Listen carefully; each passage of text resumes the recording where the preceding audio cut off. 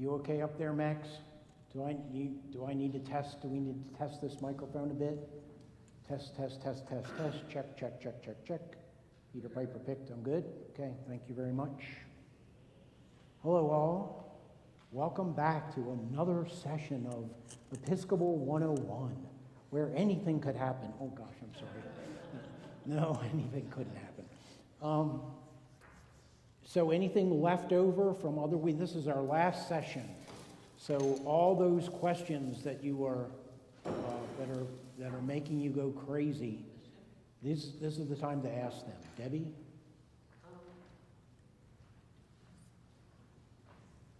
I'm confused about the difference between, if there is a difference between being confirmed into a Christian church and being received into, let's say, the Episcopal Church. Okay. So that reminds me that I didn't bring the sheets over. I don't have them here. Maybe we should go get them. They are in my office on the round table. It's a folded over 11 by 17 sheet, okay? Thank you very much. And there will be a couple sheets there, James, together, okay? Thank you. Okay, so let's do that again. Basically, there's no difference. When you're received into the church or confirmed, it's as things stand right now, because of the way we understand confirmation, it really is no difference. And the church is really struggling with this, because I think we talked about this, when we discovered the Dead Sea Scrolls and realized that at baptism in the early church, people had water poured over them, and then they had chrism oil poured over them. It was all part of the same service at baptism. That rite of oil somehow got separated from the rest of the baptismal rite in, I think, about the 5th century. So that became confirmation. Confirmation became making an adult's decision, because you had to be baptized when you were a baby, because if you weren't, something bad might happen to you, and we don't believe any of that stuff anymore. So confirmation was that right for an adult to make that decision. So now we have this sacramental rite called confirmation, and we don't quite know what to do with it, because we don't believe that about baptism anymore. So adult baptism is now normative. So confirmation doesn't really have a place to be. But you know how traditions are. So the church has kind of kept the confirmation tradition, and there are plenty of people in the church who will not let go of it, especially, dare I say, bishops, because that's a bishop's job, is to confirm people. So if you look in the Book of Common Prayer, and we've done this, the rite for confirmation that the bishop will use and the rite of reception, the service is exactly the same whether you're getting confirmed or received. The exact same thing's going to happen to you. The only difference is the bishop will use different words. And we can read those words again if we'd like to do that. They're slightly different. So the way we are using the rite right now is, if you have never been confirmed in another tradition, we're going to call it confirmation. If you've been confirmed in a different tradition, we're calling it reception, okay? So I hope I have all of your stuff right on the sheet, and you can look at that before you go, okay? Okay? So if someone's been confirmed, Yes. So then why is being received then sort of a renewal of vows? no, it's not a renewal of vows. That's a wholly separate service. So reception is you being brought into this particular body of Christ. Okay? Reception is you saying, I want to be part of this specific tradition. And by this specific tradition, you're talking about Episcopalian. I am. Yeah. Okay? Does that help at all? There really is no difference anymore. other than those words. This was the only one. Thank you very much. Okay. So if you guys have not signed up for confirmation or reception and you want it, today would be really helpful to do that. If anybody is not baptized, we have to talk about that because you can't have any of this until you're baptized, because of course everything we do comes out of baptism, okay? So if you're not baptized, we need to talk about that before you leave today, okay? So like Ricky's getting baptized next Sunday. So if you want to join him, you got to talk to me fast, okay? All right, okay, good? I hope that's helpful. So they're both sacramental rites, and confirmation is the ancient one that we did in the church. So the difference now is negligible. I think some of my confusion is in what I was brought up with, the concept of joining a church. Right, Of being a member of a church. right, And what that means, and the ceremonies or processes one needs to go through to have joined. right, And so I kind of have that. right. But I think I'm hearing you say is that the Episcopal Church doesn't have that. Well, not exactly. So the question was, for people at home, Debbie was saying that she's used to the language in churches about membership and joining and that kind of thing, and is this part of that? No, this is becoming a member of the church. What is? Both confirmation or reception is about becoming a member of the church. Now, that language is really changing now because in the world we live in, membership has taken on kind of pejorative use, and a lot of people don't do that. So we don't quite know what to do that with the church. So we do this parochial report every year that lists everything that happens in the church and how many members we have and all this. Well, nobody knows how to count members anymore because who do you count? So I don't know if you remember me using the term communicant in good standing. So that's what we're calling membership now. So a communicant in good standing is somebody who's gone to communion 3 times in a year, and they are a giver of record of some sort. So that has become the term for membership. But to really become a part of the church, you're baptized and then you're confirmed or received. So we don't know what to do with that. And what's become the most important thing in that parochial report that we do is average Sunday attendance. Because lots of people come to church and never join because some people don't join anymore. So those numbers don't make any sense, but the church won't let go of them. So we are still filling out the parochial report like it was 1950. And that's part of the issue in the church, is I think we need to move away from that. The sacramental action, though, the thing that's connecting us to God, is confirmation and reception. Okay? I think I've made it worse, haven't I? No, maybe this is better an offline conversation, but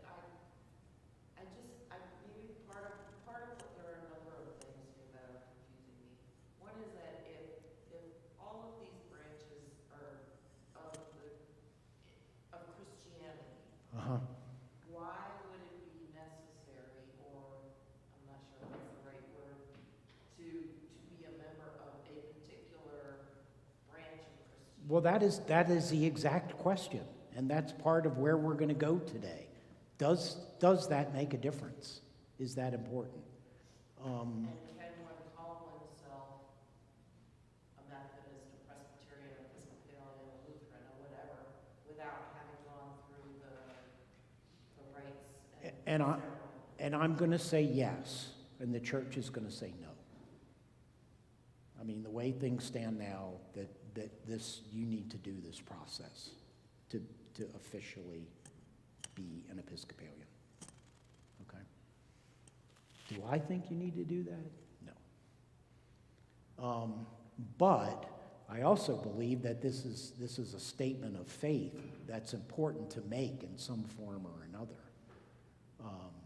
And that's why I did it. And, you know, it's important to me that I'm Episcopalian for all of the reasons that I told you over the last 5 weeks. It's critically important to me. So for that reason, I wanted to do this. But everybody has to make their own decision about those kind of things, okay? But it was very, very important for me to state that it is this branch of Christianity that brought me to faith and what moves me. So I hope that helps. I didn't just make it worse. Okay. Jennifer, you had your hand up, and I didn't call when you were. Okay. That was more about the audience members' video participating, because I did that one Sunday, and I noticed when I couldn't hear any of the comments at all, and it's disconcerting. Thank you. Thanks for bringing that back up. Okay, anything else before we head on into today? All right, so what I want to do today is we want to talk about all the denominations in Christianity and try to compare and contrast them a little bit to help with those kinds of decisions and to just get this historical understanding of where we've come from, okay, and where everything is. So the first thing I want to say is we never talk about these people. All we ever talk about are these people, right? We need to think about this a little bit more. There are more Eastern Christians than there are Western Christians in the world. So we want to think about the fact that we have two halves of Christianity. And so you all probably remember that I said that the formal split of the Western and Eastern Church occurred in 1054. That's when they officially broke in half. But you also may remember that I suggested that Eastern theological thought and Western theological thought was very different at very early in the church. By the 4th century, we thought so differently from one another that I would say we were effectively separated then.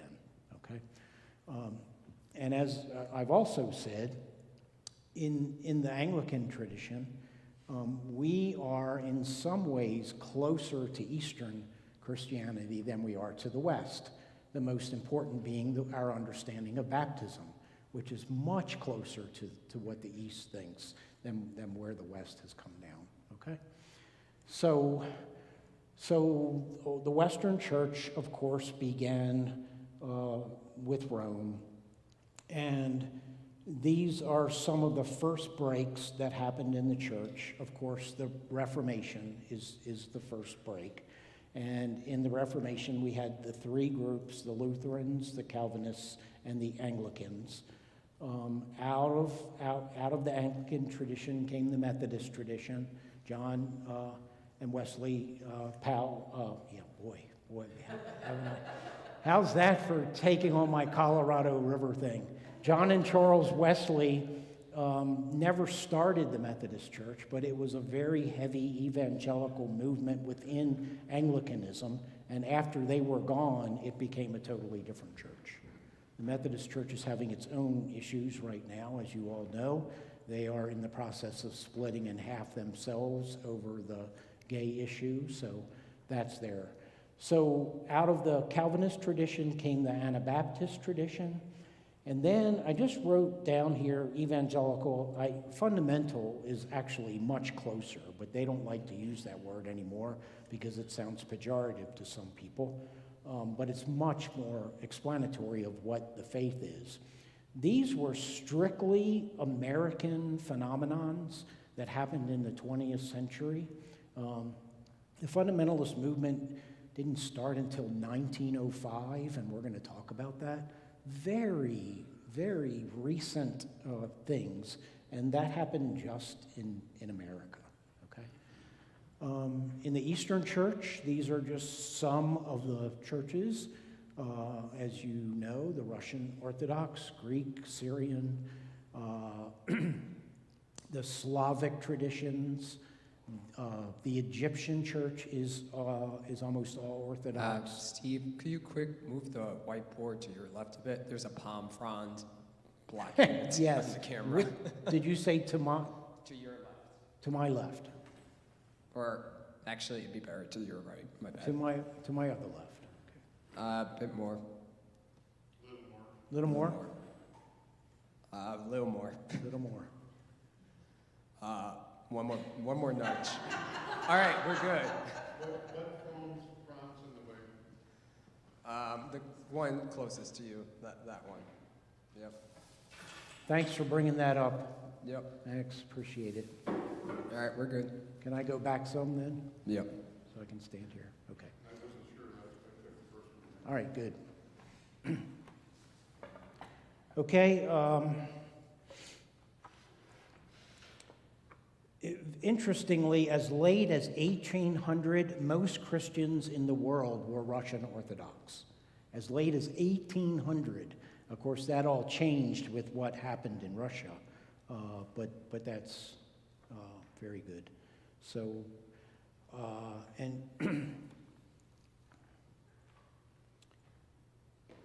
So Constantinople was kind of the original home of the Eastern Church, as opposed to Rome over here.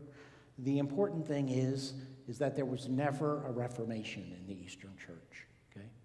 Never has been, okay? So if you've ever been to an Orthodox church, so if you've been to a real Orthodox church, you probably stood for the whole service. A lot of churches don't do that anymore.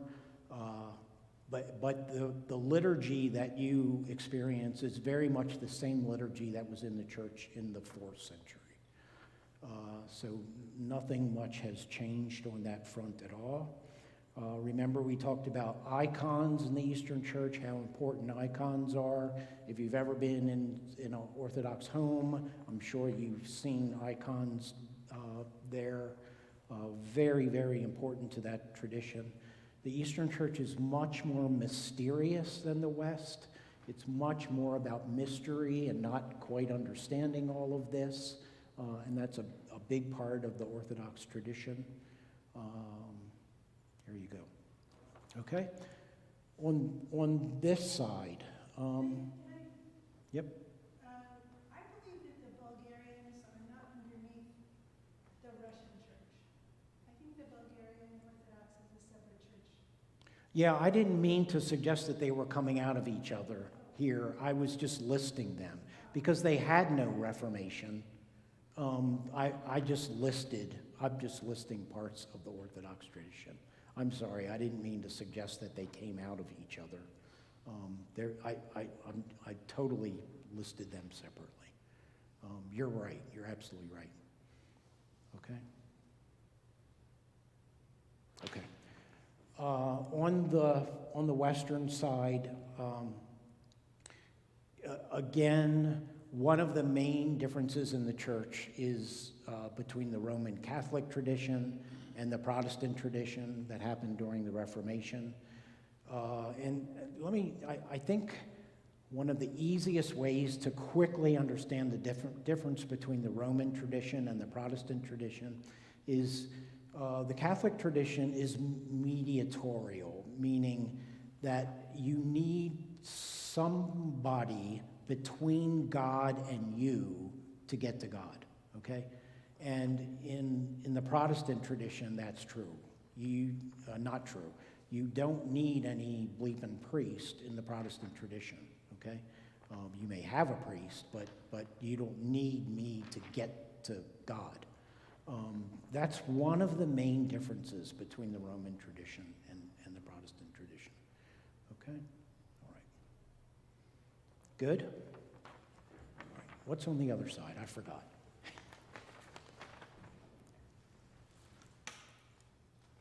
Do I just pull? Oh, you just told me to turn it over.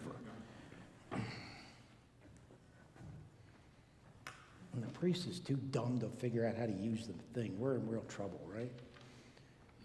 So here are the more lines that I didn't do on this side.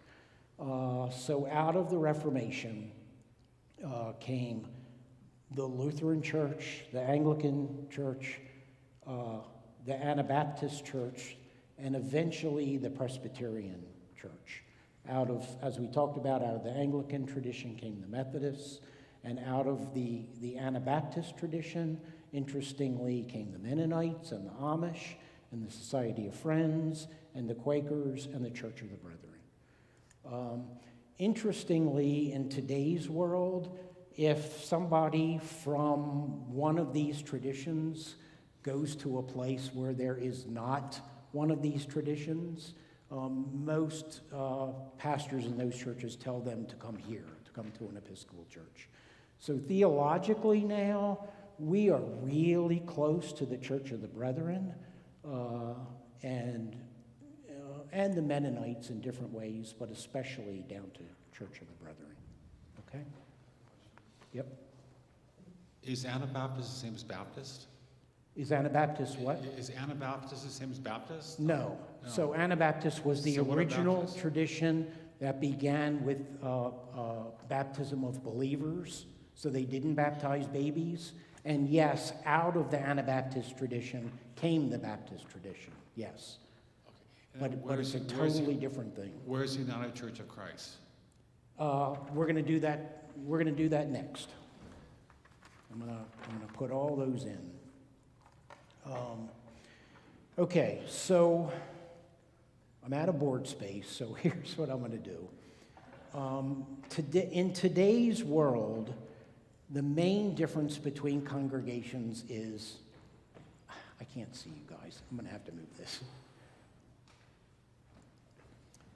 The main difference is between the mainline tradition, the fundamentalist tradition, which they're calling evangelical, and I'll do two more, an apocalyptic tradition and a Pentecostal tradition, okay?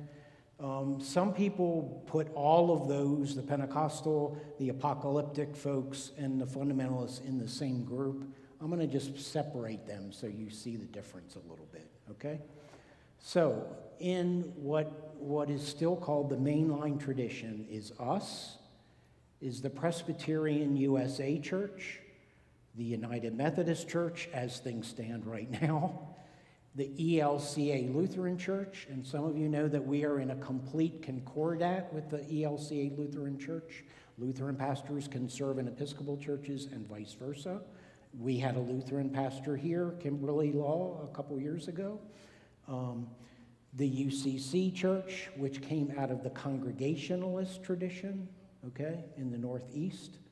Us, the Disciples of Christ tradition, the American Baptist Church, and the Roman Catholics, okay?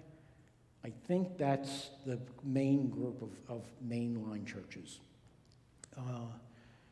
In the fundamentalist tradition comes all of the churches on the other side that split during the Civil War. So you have the Presbyterian PCA Church. You have the Synod churches in the Lutheran tradition, Missouri Synod, Wisconsin Synod. You have the Southern Baptists and any number of other Baptist churches. The Church of Christ. I think that's most of them, okay, that have tradition, that have denominations. There, as you all probably know, there are many fundamentalist traditions that are totally non-denominational, that purposely will not call themselves any denomination, okay? In the apocalyptic tradition is the Seventh-day Adventists and the Jehovah's Witnesses, okay? So they believe in end times and that it's central to their faith system. Again, those are purely American phenomenons. They have some churches in other countries now, but that started in America, okay? And then in the Pentecostal tradition, Spirit-driven churches would be the Assembly of God, the Nazarene Church, the Church of God in Christ, if you've heard of them, okay? And then not quite fitting in there, so I would put Christian Scientists mostly in the mainline tradition. I have very close Christian Science friends, and their theology is very similar to ours, other than the part that you know that is different. And Quakers, of course, is just basically a different way to worship, but they would fit more in the mainline part. Okay. Okay, we did. Unitarian Universalists are not Christians. Okay. They believe that Jesus was a prophet, and I don't want to put words in Unitarians' mouths, but they would not consider themselves Christian. The Baha'i tradition is also very similar to that. They are not a Christian church. Who else? Let me just mention Scientology, because this always comes up. That is not a religion, okay? It doesn't purport, well, maybe it does purport to be a religion, but it is not. It is a philosophy of life, and is not really a religious tradition. Karen? Microphone? So the AME Church, and whatever that relationship is between the AME Church and the Episcopal Church. Okay, so thank you. This comes up every year or two. So the African Methodist Episcopal Church grew out of the Free African Society, which Richard Allen and Absalom Jones, who are in our Book of Lesser Feasts and Fasts, established in Philadelphia in 1787. And that happened because a group of black people were pulled out of a church, and so they created their own church. So the first church in that tradition was the St. George's Church in Philadelphia, and most of them wanted to affiliate with the Protestant Episcopal Church, which was us at the time, but Richard Allen led a small group who resolved to remain Methodists, and that's what formed the African Methodist Episcopal tradition. Okay? Good? Yep. And now, and theologically, where are they now? Yes, in relation to the Episcopal Church. So an African Methodist Episcopal Church is about what it sounds like. So liturgically, it would be much more Methodist than Episcopal. Theologically, it would be more Episcopal than Methodist, if that makes any sense at all. So the style of worship is much more evangelical, but theologically, it's pretty darn mainline. Okay, good. Let's get Jennifer and then. So I'm curious your perspective on a general difference between fundamentalist and mainline. Okay. Is it, like you mentioned these words, liturgical, theological? Is it one or the other is the splitting point, or are there? Yeah, I was going to go there, so let me just skip ahead to that. So fundamentalism really began in this country at the Azusa Street Revival in 1905. So it was a very emotional, passionate kind of approach to religion, but they called themselves fundamentalists because of two guys named Lyman and Milton Stewart, who wrote one of those little brochures that you pick up, one of those scripts. That's not what they're called. What are they called? Somebody tell me what those things are called. Tracts, thank you. A tract. And they wrote a tract called The Fundamentals, a Testimony to the Truth. And in the fundamentals, it explained what you needed to believe to become part of that tradition. And it had 5 things that you had to believe in. Number 1, the miracles of Jesus. Number 2, the virgin birth of Jesus. Number 3, substitutionary atonement, that Jesus died to save you from your sins. And that was the purpose for him to be born. The bodily resurrection of Jesus, that his physical body was resurrected, and the inerrancy of Scripture, that Scripture is totally true down to the nth degree, okay? So that became the basis for the fundamentalist tradition. It has remained the basis of the evangelical church, and it is what separates us from that tradition, because I'm looking at the list again. There's nothing on that list that you would need to believe in to be a part of any mainline tradition. So those are the main differences. Is that good enough? Okay. Just one quick tag. Yep. One quick tag on. So is it almost like with those 5 principles, they're also, I don't know how to say it. There's no ongoing revelation of God, sort of. You know, it's all in the book. Do you know what I mean? Yes. Yes, I do know what you mean. And God never changes in the fundamentalist tradition. Could there be another revelation?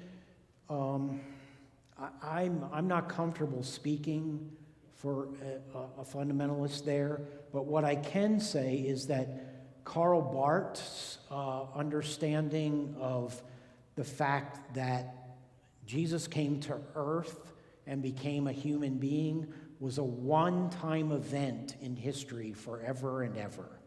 So that would suggest that in fundamentalism you couldn't have any other revelations, but I'm not going to say that 100%, okay? We're going to talk about Mormonism here in a second, because that's way different in what happens, but that's good. Sorry. It took so long to get back to you, sorry. It's these words that are confusing me, because I understand Roman Catholicism Okay. to be on the opposite end of Lutheranism in terms of the Reformation. Right. But here they are kind of together, like Rome-Lutheran. I'm sorry. So I was used to doing this on a big sheet, and I tried to put it all together, so I apologize. So we have, what I'm trying to portray is we have Rome, and then we have the Reformation. And at the Reformation, we get these breaks, 1, 2, 3, okay? And then later, Presbyterianism comes out of that tradition, okay? I'm sorry. Okay, good? All right.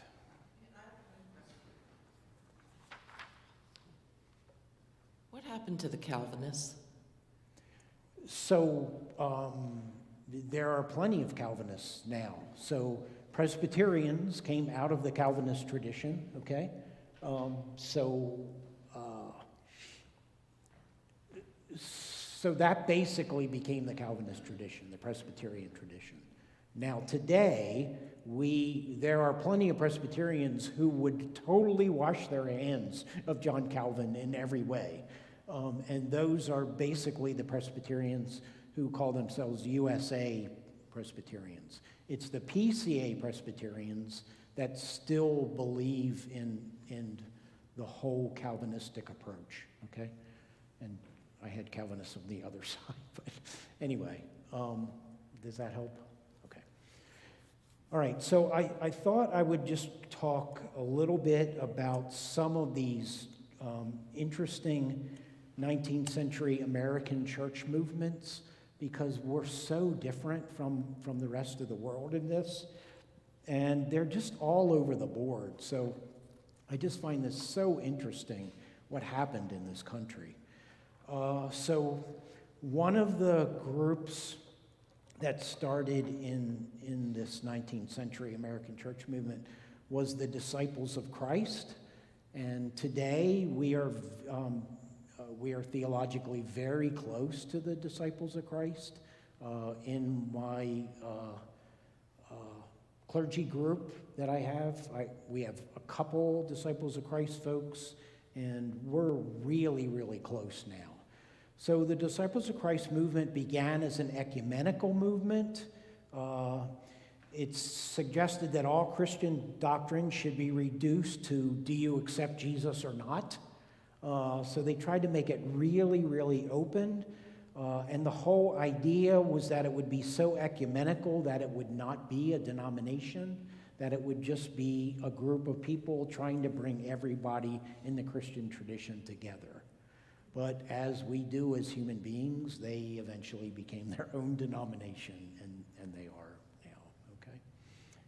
So that movement was very different than some of the other ones that happened in the 19th century, like the Seventh-day Adventists. So the Seventh-day Adventists was an eschatological movement. It was all about the end times. This guy named William Miller calculated that the world was going to end in 1843 based on how he understood the book of Revelation. And he later reformed that to an actual day, October 22nd, 1844.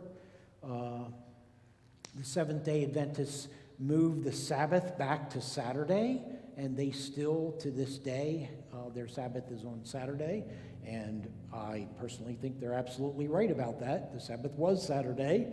We're the ones that moved it. So, and as you all know, they're famous for their dietary laws: no tobacco, tea, or coffee. So they have a lot of, and they also basically follow the laws in the book of Leviticus as far as what to eat and what not to eat. Okay. These are really quick little synopses to just give you a feel for each one. The Christian Science movement also began in the 19th century in America. Many of you know their story. Mary Baker Eddy was instantly cured after being near death by reading certain passages in the gospel. And she started that Science and Health publication. And as you all know, Christian Scientists are very well known for their understanding that science and religion should not mix, that you don't need to go to a doctor to heal, that you can do that through your religious experience. But the Christian Scientists are way beyond that. They have a very pantheistic view of the world. They believe that all the world is part of God. And in that way, I'm very much with the Christian Scientists. And so they definitely are a mainline church in today's world, okay? Let's see. Let's do the Mormons. So Mormonism is really tricky. This one also started in that same time period. There are many people that do not consider the LDS tradition to be Christian, and there's good reason for that because it's a polytheistic church. They believe that there are multiple gods. They believe that if I was Mormon, I could be a god. Who could not be a god would be you, because you're a woman, and the only way a woman can go to heaven is on the coattails of a man. So that's different. I think most of you know the Mormon Revelation story about Joseph Smith in upstate New York, who had an angel present to him these golden plates that it was in this hieroglyphic language. An angel came to help him translate them into English, which he did, and then the plates kind of disappeared into thin air. And there we go. And I'm not trying to be mean here. So whether the LDS tradition is Christian or not is really, I would have to say, based on their theology, it can't be because it's polytheistic. But they, as you all know, bill themselves as a very Christian tradition. I think you all know about their family tradition and how important family is to them, which is a great thing. I have lots of LDS friends growing up, spending a major portion of time in Utah, and we're really close. So the question that I get most in this class or when I bring things like this up is, how could anybody who really understands anything believe in this crazy idea that this guy found these golden plates and then he translated it and then they disappeared? And the best answer that I've ever gotten for that is I took a class from a guy named John Cater at CDSP, a Church Divinity School of the Pacific, one summer, about all evangelical faiths. And he said to us, okay, so there's this woman, and she never has sex, but she gets pregnant, and she has this baby. And the baby grows up, and he tells the whole Christian story like that. And he said, now you tell me which one's harder to believe. That really helped me understand Mormonism and how somebody could believe that, how brilliant people believe that. And so I just give that to you for what it's worth. It's really difficult to judge other traditions and where people get their thoughts and ideas. But the fact that John told the Christian story from that context really helped me understand other people and not judge them. So I give that to you for what it's worth, okay? All right. Let's see. Where should we go from here? Jehovah's Witnesses. You want to talk about Jehovah's Witnesses? So that their name came from Isaiah 43:10. And I'm very sorry to point this out, but I think we should say it. The word Jehovah is actually a mistake. It's a conflagration of the vowels in one word, in the consonants in another, and that's how they came up with it. So Yahweh is the base, and they put two names for God together to come up with Jehovah. Anyway, the guy that started this tradition, Charles Taze Russell, in 1872, was a Congregationalist, what is now United Church of Christ. But he was a very fire and brimstone kind of guy, and he kind of turned the hose on hell and gets rid of hell. It's very apocalyptic. Christ is coming. He decided that the end of times was going to be in 1914, and he got that from Luke 21:24. And he also measured time using the book of Revelation. Some of you know the Jehovah's Witness group by their book, the Watchtower Society, their magazine. Today, the idea is that Christ's spirit has been returned to the earth invisibly in 1914. So when the last person who was alive in 1914 dies, that will be the end of the world. That is the understanding that I have presently of where they are with that. This is also where the idea of 144,000 people being saved comes from. That's also from the book of Revelation, and they do. That is where that idea comes from. That 144,000 people will be saved, and that's it. Okay. All right. Nazarenes. That was another 19th century American church. Very spirit-driven. It also came out of the Azusa Street revival. It was a holiness movement. And that became the beginning of the Pentecostal tradition in this country. Okay? Good. Okay.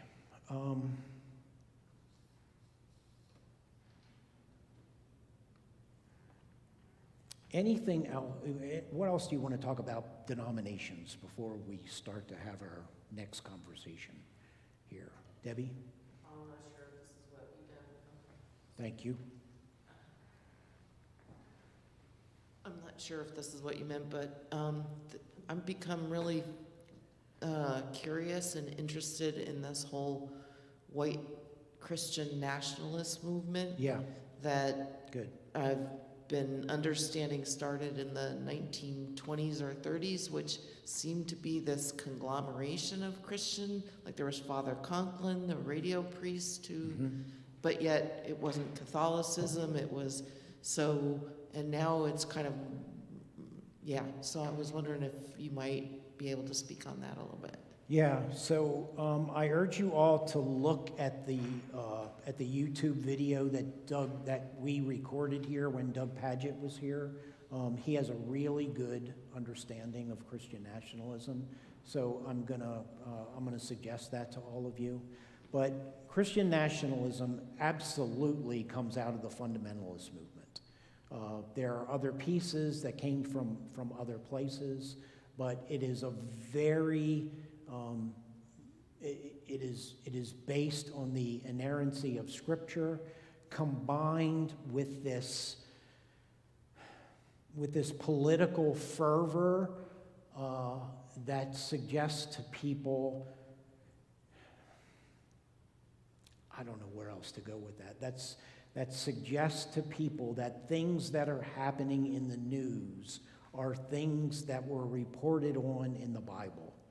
And because of that, we need to pay attention to those things and put those things together, okay? So let me just quickly say something on that tangent. I don't want to be too pejorative here. I have many family members who are fundamentalists, and I don't want to get carried away here, but I do need to say that I think that movement is dangerous in multiple ways, and Christian nationalism is one of the ways that that's the case. When you start looking at world events in the present day and think that they were written about in a book 3,000 years ago, there's something, you're going to come up with some insanely crazy ideas. So let's just talk a little bit about that. Folks, the book of Revelation was written 2,500 years, 3,000 years ago. It is not about something that is happening in the world today. It is about the Roman Empire.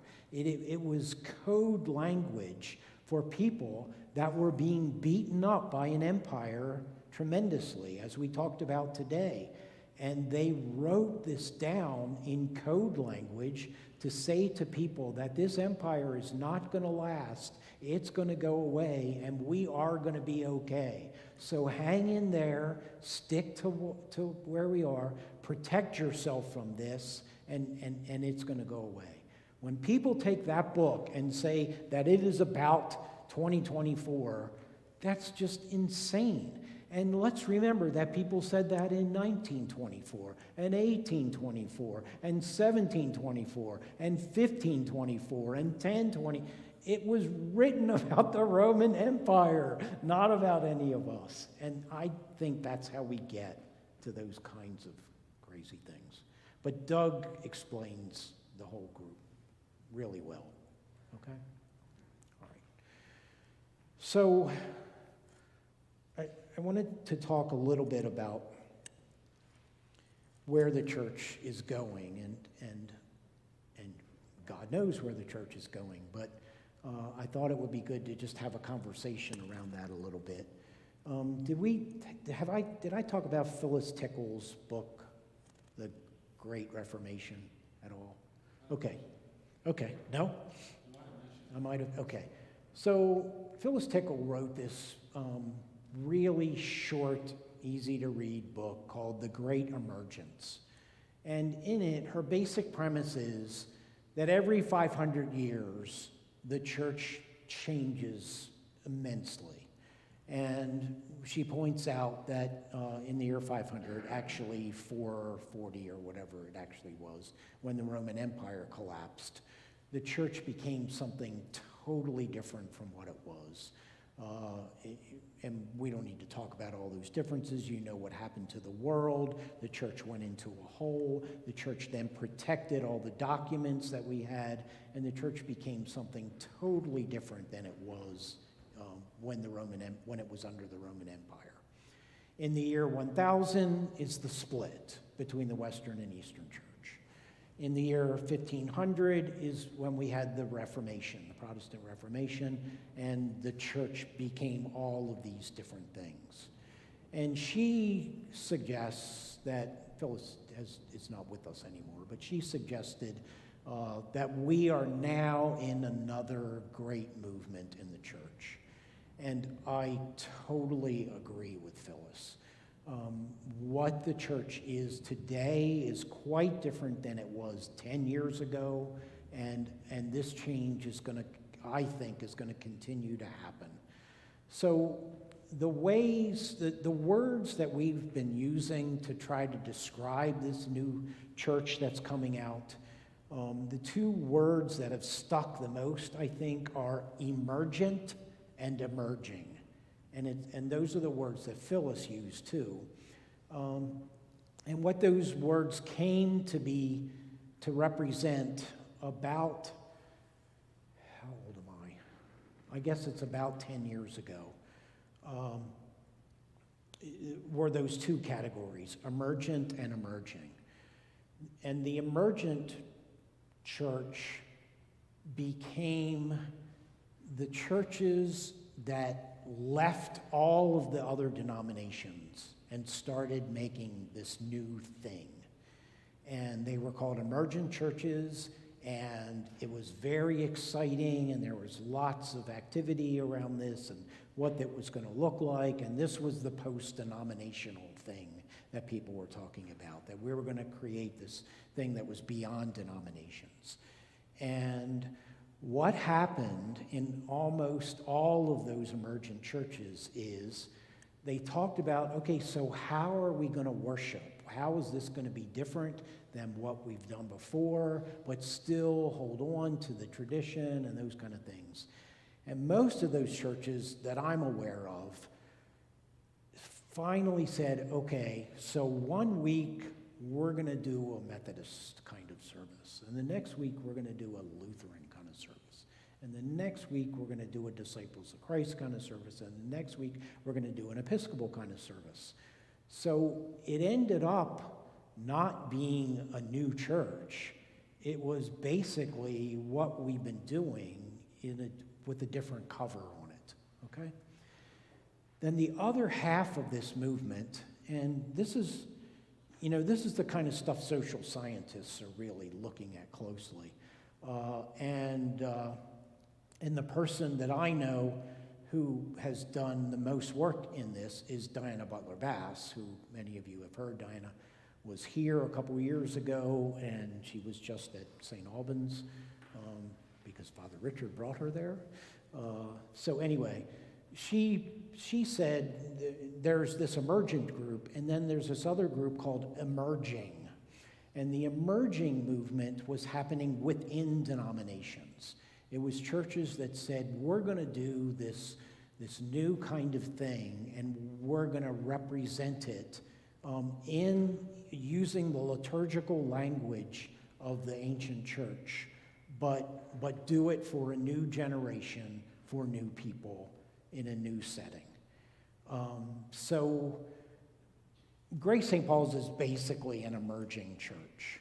What we are trying to do is play into that, to look at what is happening in the world and create a church that speaks to people in the present day and age, but doesn't let go of the ancient tradition.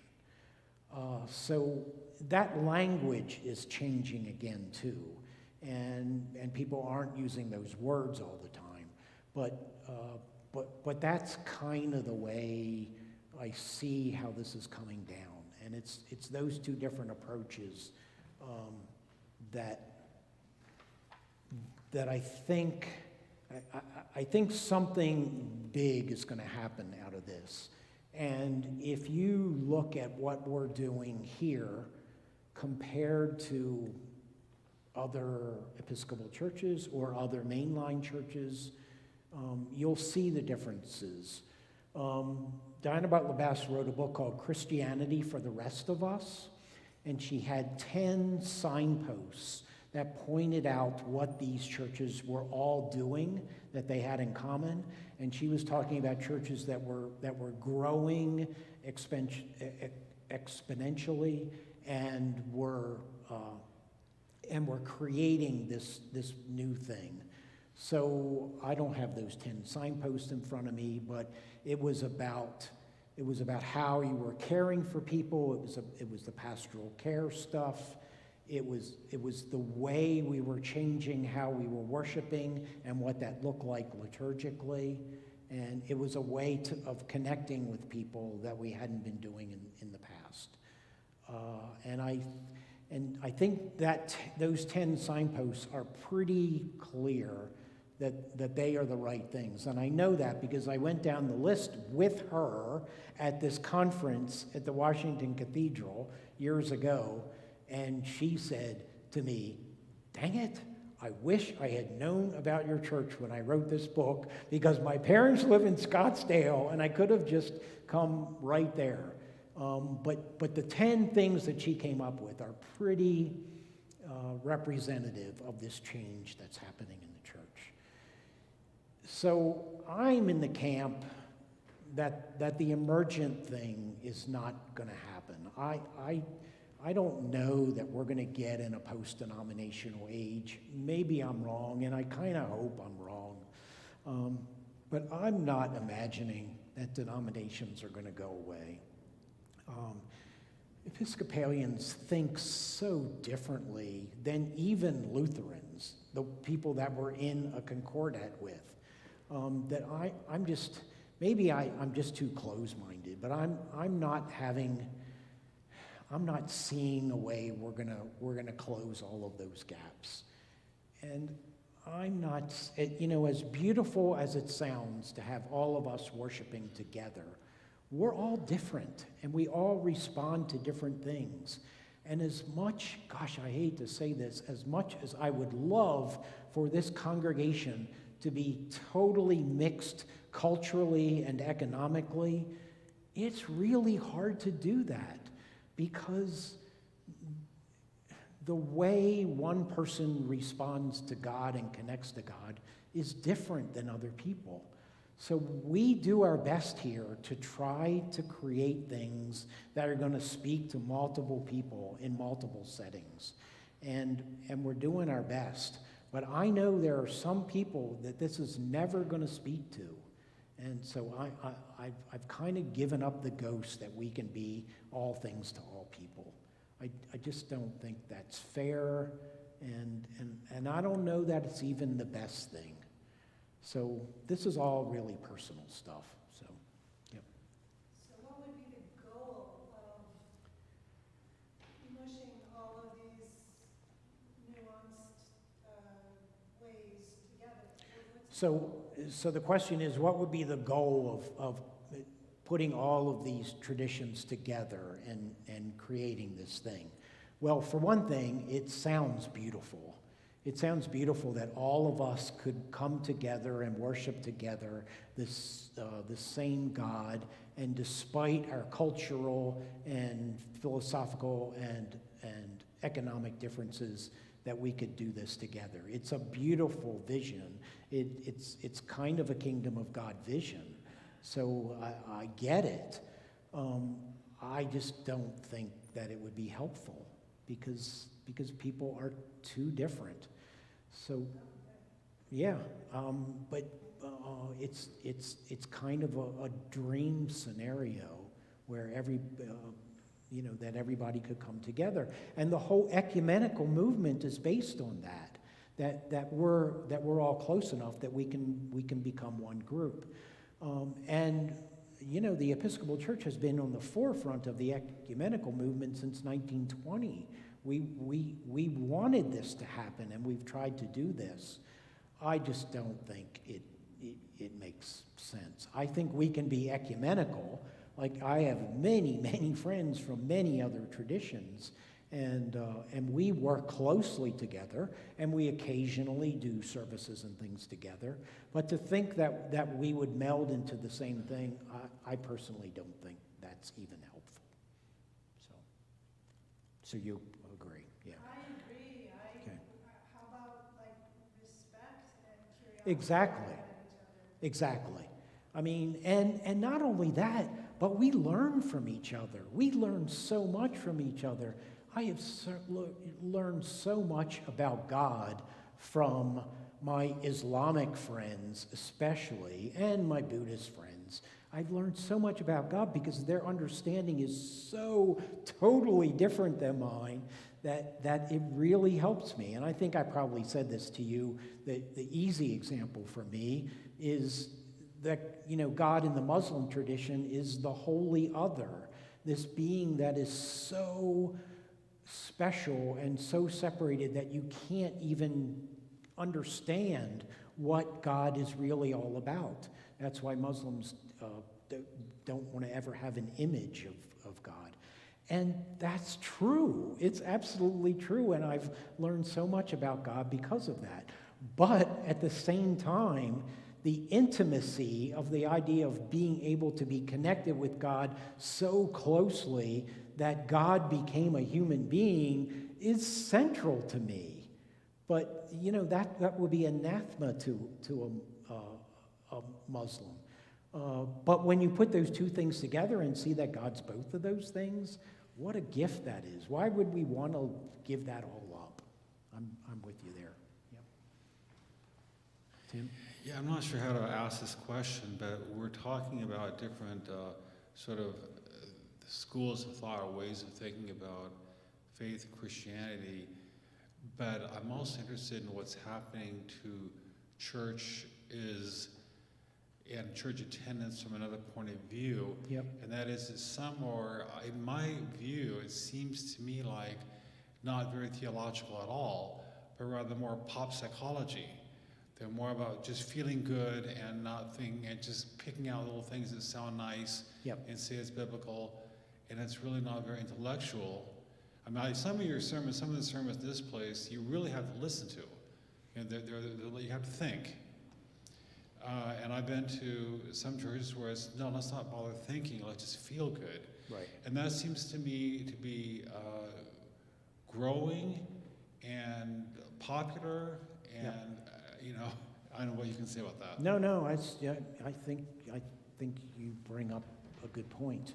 And of course, church attendance is going down everywhere.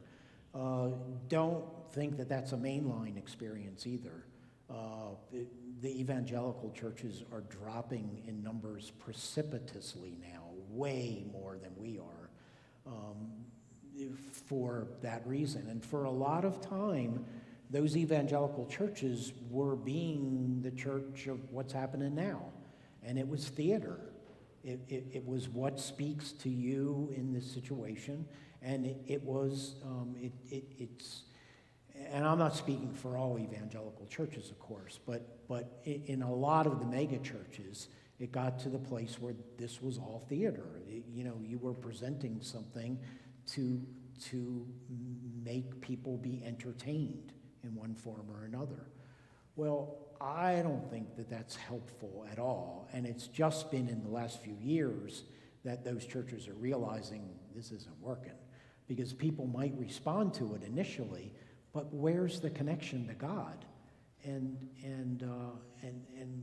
So they're really wrestling with those questions now. In our liturgy class, we talked about the fact that I don't think the Church of what's happening now is going to go very far, because all it is theater and playing into the culture and what's going on. And we can't do that. Now, I think it's important that we be culturally relevant and we be relevant for what's going on in the culture. I think that's absolutely essential. And I'll tell you, the Episcopal Church generally sucks at that. And that's why we're having trouble getting people into church. We have to be culturally relevant. We need to be writing prayers that are speaking to people where they are right now and what's going on in the world. And we're trying really hard to do that here. But at the same time, we are not ever going to let go of the ancient tradition. The order of worship that we're going to do here is the same that was going on with Hippolytus in the 2nd century. And we're not ever going to lose that, because that's existed for 2,000 years for a reason. And we don't want to lose that. So our goal here is to hold on to that ancient tradition, but say it in a way that speaks to people in the 21st century in Tucson. And what we would do here is not what I would do somewhere else in the country, because our issues are different than other people. So I think we have to come up with a way to do both of those things. And let me tell you, folks, it is hard work. And I understand why churches want to do a service out of the book. I get it. It's easy. And it's not just the work involved in creating a liturgy that's going to speak to people right now. But the other part of this is the hierarchy of the church. And when we do that, the next thing that happens is I have to have this conversation with the bishop. And then the bishop knows how I feel, and this is okay going out on the airways like this. Then I have to have those battles with the bishop. And the bishop represents the status quo in protecting the church. And I get that. But that's not my job. My job is to make the church relevant for now. So those are all battles that are happening. And that's kind of where I fall in this. We have got to be culturally relevant. We've got to figure out a way to do that. And lots of people are trying that in different ways. And we're all experimenting, and there's some people out there doing some great stuff, and I'm always looking for new ideas and ways to do that. But I don't think the new ideas are, let's show a movie and be more relevant. It's got to be more than that. It's got to be connected to God. Debbie. So a couple of years ago, before COVID, Yeah. you participated in a service, I guess you could call it. It was at a synagogue Yeah. with a rabbi, Yeah. and were there, 2 or 3 other ministers from different denominations? 6 or 7 different, yep. Oh, were that many? Yeah, yeah, Wow, I don't yeah. remember that correctly. Yeah.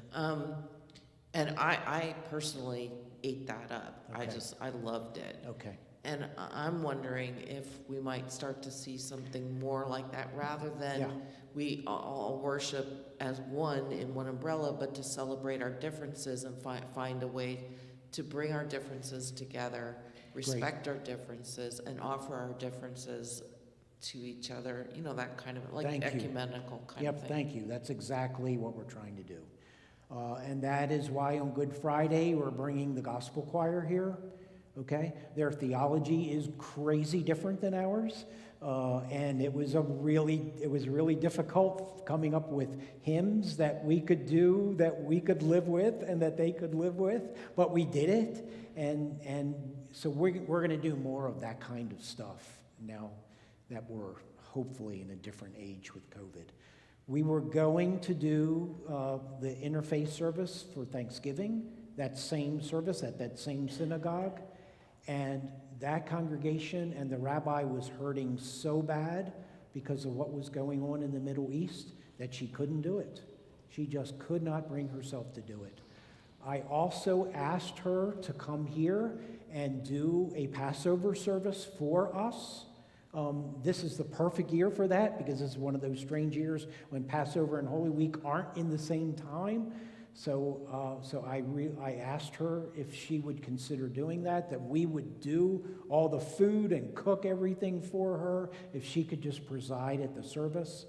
And that was beyond her comfort zone.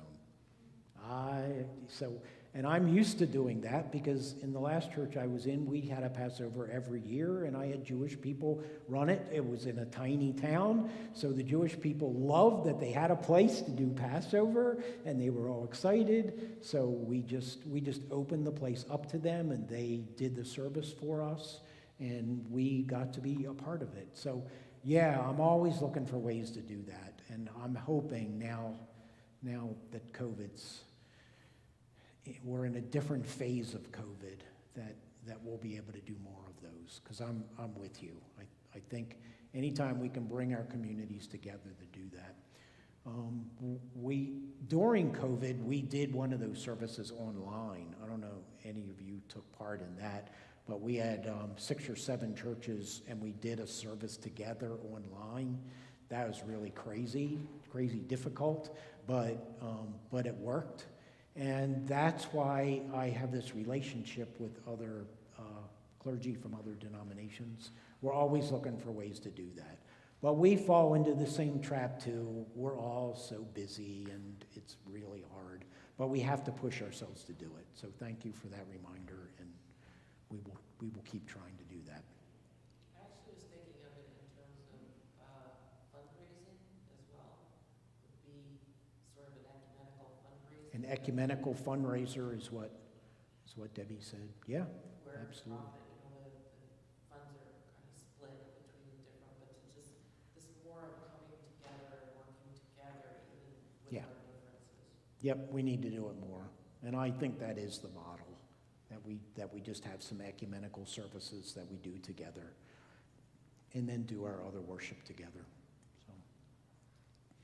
So when I was in Kanab to see my spouse, whenever the heck that was, 5 or 6 weeks ago, we went to the United Church in Kanab, which is quite interesting because it's a mainline church. It's the only mainline church in this little tiny town.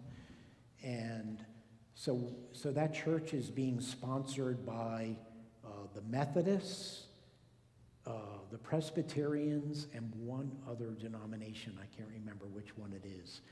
So their worship is like part Presbyterian and part Methodist, and I sat there in that service, and it was just fine. But I also realized how damn Episcopalian I am and how much I missed liturgy, real liturgy. So that's, I shouldn't have said real. Liturgy, the way we understand it based on the ancient tradition of the church. And I miss it when I don't have it. So good stuff, folks. What else? Let me look at my notes. I think we hit most of the stuff. Yeah, we did that. Moravians. Do you know that we're almost in a concordat with the Moravians too? That's kind of interesting. Yeah. What else? So is everybody signed up who wants to get confirmed and received? Okay.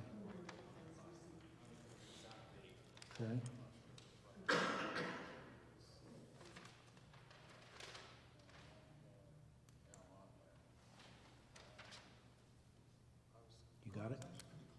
You were pretty close? Okay. Pretty close is good. Pretty close is good. And I don't mean to be economical about this, but the other side of the confirmation reception thing, to be perfectly honest, is this is how the church judges things. So when the bishop comes here and we are confirming and receiving all these people, she realizes that this is a vibrant, healthy, growing church. And that is helpful to us. For one thing, she knows that what we're doing is working, and she will put less pressure on me to change things. But the other thing is it's the way the church judges health. So it's a good thing for us. I hope we will, but we haven't yet. So, yeah. And of course, all of you know how healthy this church is. Let me just say that real quick here too. This is a really healthy church. We have lots of folks here. So we are not culturally terribly diverse, but we are economically very diverse. We have very, very poor people in this church and very rich people. We could use a couple more really rich people, but we do have this nice mix of people across the board, and that's a really great thing. But the things that kill churches, things regarding systemic issues that burn churches down to the ground, things like triangulation and family systems issues going on in churches, which is the things that really hurt churches tremendously. None of that is going on in this congregation. And that is a really, really wonderful thing. I just want to say that out loud to you all. This church is so healthy, and I'm so grateful to all of you for that. This is a really, really healthy church. And a lot of the stuff you're talking about, Tim, happens from those churches that aren't. And who wants to be in a church where people are fighting? I don't mean when people disagree theologically. That's a good thing. I'm talking about when people are petty fighting about about how we serve food at a that kind of stuff. So. Has it been that way for as long as you've been here, or has it become that? It's become that, yeah. Yeah, we had our times here where we were fighting some heavyweight issues, as Catherine may tell you,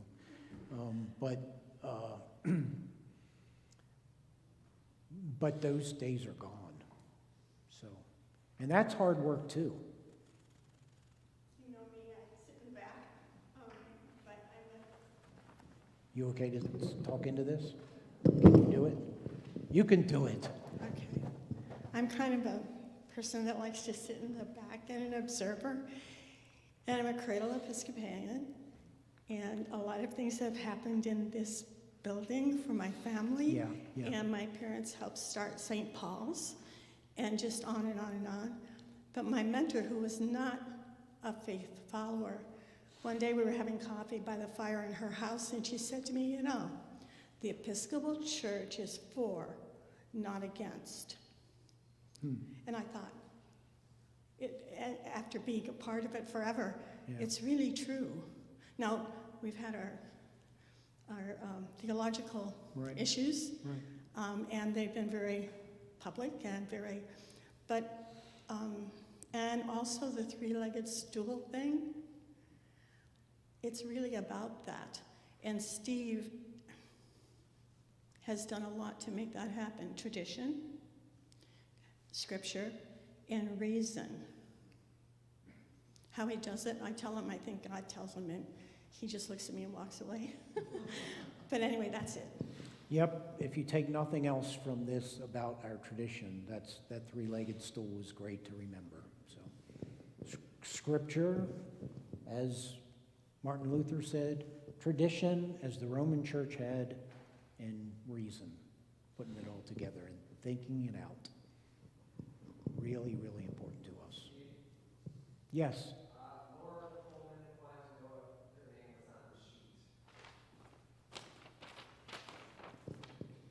I'm checking right now. Yes. No. Lee is on the sheet. She is not on the sheet. So can she get me that information?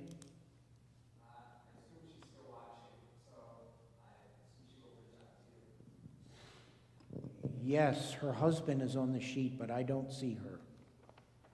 So, okay, so I'm writing her down so I don't forget. And I'll find out. Thanks, Max. Any other questions from people watching that you've seen, Max? Any other questions from folks out? Okay. Okay. All right, will do. Okay. All right, and I'll get the rest of that info from her. What else, kids?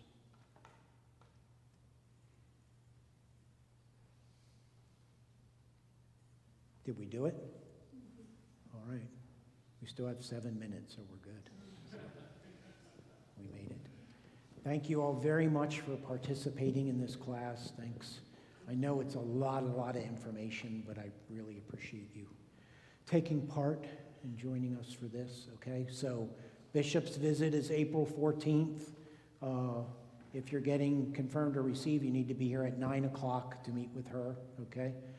As of right now, we think this is just happening at the 10 o'clock service, but she may, I'm talking to her April 4th, and we'll know that for sure about the rest, okay? All right. I'm guessing we'll be in the Bloom Room, but I'll have to get back to you about that, okay? Based on after I have that conversation with her, okay? So, enjoy Holy Week. That's the wrong word. Just take in Holy Week and have the whole experience. It really says a lot about who we are, and let's have a really good Easter, and we'll have the bishop 2 weeks after that, and it'll be exciting.